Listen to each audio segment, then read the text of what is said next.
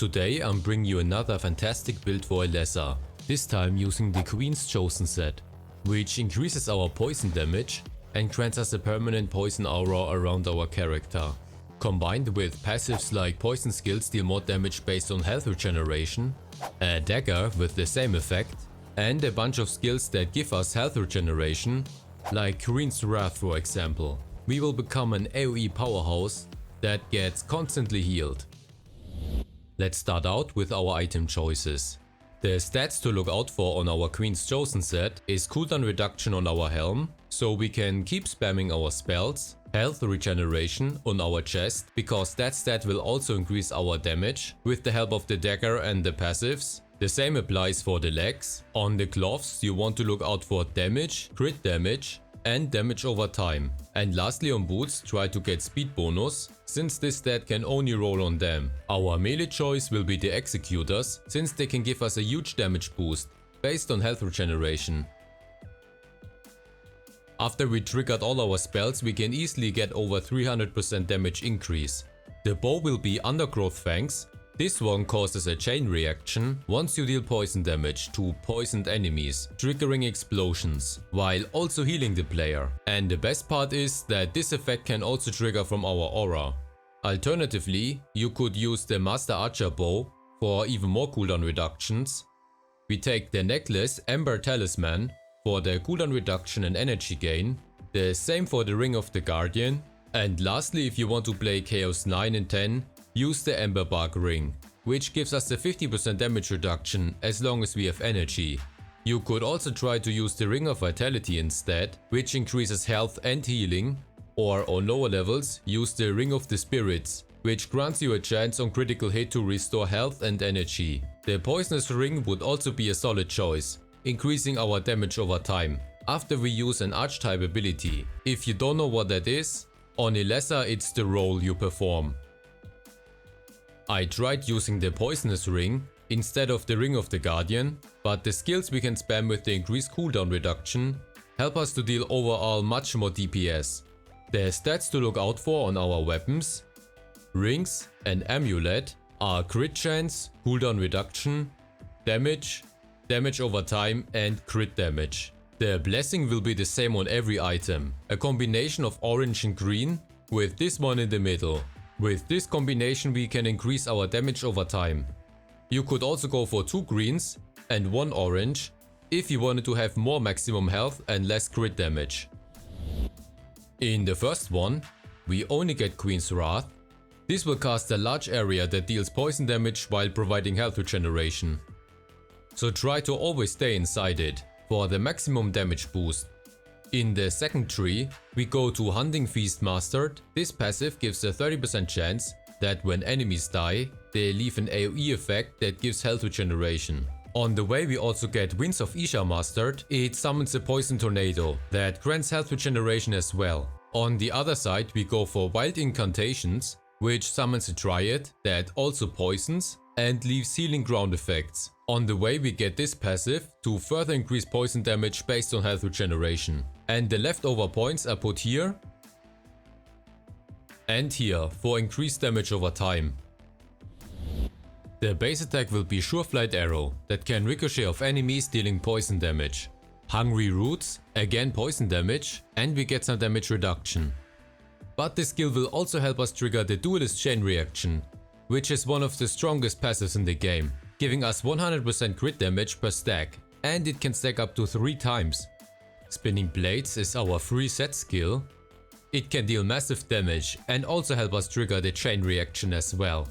With those 2 skills combined we can easily have 100% uptime of 3 stacks at all times. The next 3 skills I mentioned before in the God skill tree. The same is said for those 2 passives. Then we got Padded Armor for a good amount of damage reduction, Master of Poisons to increase their damage and duration, Chain Reaction for the massive damage boost, and lastly Hero of the Desert for a great overall stat increase. In the legendary rank I would go first for Legendary Endurance and Crushing to reduce the damage taken, go 50 and 100, then go for Legendary Reinforcement. Since we have a bunch of skills with cooldowns, we can trigger it a lot, again 50 and 100, and lastly Punishment to increase our damage. After that, start from the beginning and fill the chances up to 100.